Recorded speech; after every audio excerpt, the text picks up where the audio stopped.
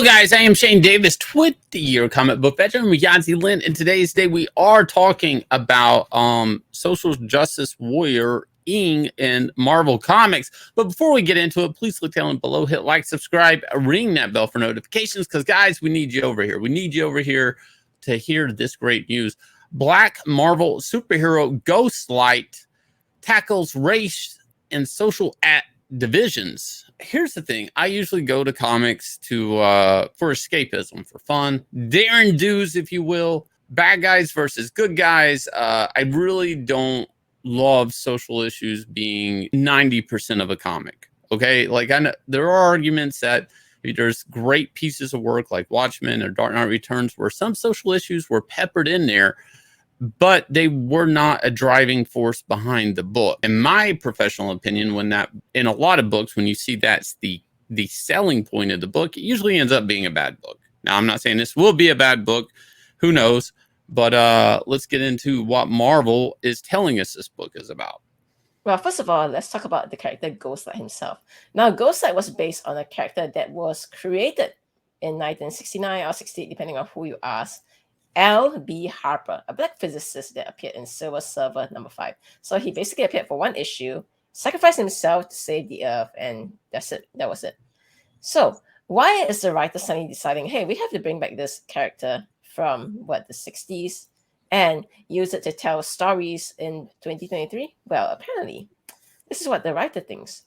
There seems to be just as much division as in the 1960s, just as much hatred, just as much violence, just as much ignorance, and just as much lack of empathy.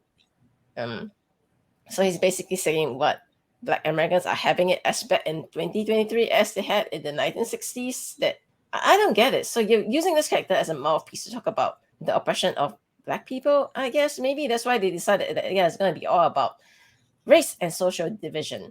I mean, never mind all the recent, data and statistics proving that somehow race relations are better than they have ever been, since the 60s. But, whatever. So I'm wondering, though, why are they deciding to suddenly bring back this character from the 60s to say, yeah, we're going to use this character, update them, and use them to talk about social issues, social justice issues, by the way. Well, I think it's because people have been calling them out, when Marvel does race swap or Disney does race swap, they're like, you race swap a character. Which, we're seeing a lot of that happening with The Little Mermaid and Peter Pan and Wendy. Mm-hmm. And then now, the other argument would be, you created a character just for their skin color. It's obviously woke. But see, if you pull a character from the 60s and you say, no, this character always existed, so you can't call us woke. You can't say that we race swap anybody. You have to like this character. Otherwise, you are, I guess, racist, maybe. Right. And anything they do with this character, anything this character says, it basically, because it's an already existing, albeit dead Marvel character, it's legitimized. It is a legitimate. Now, the other thing I'm going to say as a creator is Marvel has had some, I can't even remember some of these characters' names because they basically came out and they were brand new characters of a different race or whatever, and they don't work. They have new powers. People, they're not really well put together characters, their abilities or their costumes. And there's a bigger issue here, and that's that, like, this work for hire stuff with Marvel Comics. It can be a Marvel Legends toy. It can be a movie. It can be whatever. You're not really owed anything. We got all these stories by creators like Ed Brubaker and stuff talking about, having to get people to sneak them into premiere parties and stuff like that, and getting basically chump change for $1 million properties, like 10K or something like that. Part of the problem Marvel faces as a whole, and same for DC Comics, these corporate work for hire companies, is they do need new characters. Whether it has anything to do with identity politics or whatever, most people don't want to give them new characters. And if they do give you a new character, it's like I hate to tell you, it's not their best costume design. It's not their best well thought out character, because if they're just going to put that in their back pocket. And even if they're not going to do anything with that character, at least they're not going to be like putting themselves out there publicly to be like taken advantage of by Marvel Comics that way. So in a way, I do understand that they would go back and pull this character out, because it's the design of the character is probably infinite times better than anything anybody would design for them today if it was a new character. But one thing I want to point out is that we are seeing a lot more of these writers basically using what Marvel, DC Comics as their mouthpiece for them to spread what they believe is, righteousness, I guess. So they asked the writer the question, why do you want to bring diversity to the comic book industry? Oh, wow. Okay, I guess, we all the female editors and publishers and all this that we ever had all never existed. We never had female creators. But yeah, okay, why do you want to bring diversity? It's really important for people from various backgrounds to see themselves reflected in society and in the media that they produce. Well, like I just said, there has never been obviously any female or black or Hispanic or these creators. They all never existed until today. And now, one thing I'll point out is that why this obsession? Why use this really lame argument to say it's important for people to see themselves in the society and media that they produce? Why?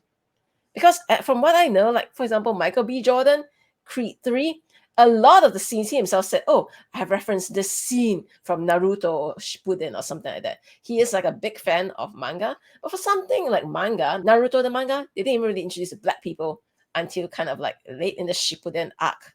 So I'm sorry, but so I guess Michael B. Jordan can see himself in Japanese characters, and it's not that important to see himself as a black character in a manga. I mean, I just don't get this obsession with skin tone, basically. And this is a weird argument. Like, people can't invest themselves in a character unless it looks like a reflection of themselves. Is very, I don't know, if I would be offended. I mean, it's basically kind of saying like I basically have a vanity complex where I can only see my reflection or nothing else. Like, I can't see anything past myself. And that's where this, to me, always perplexes me, because the comic character, like one of my favorite comic characters at Marvel Comics is Nightcrawler. Nightcrawler don't look a fucking thing like me, like, or Hulk. Not Bruce Banner, but Hulk. Like, these characters don't look like me. And there's some of the thing that he doesn't look like me. Like, I love these characters despite whether they look like me or not. Most of my favorite comic book superheroes I'm more interested in their costumes, not their skin color. I'm more interested in their design.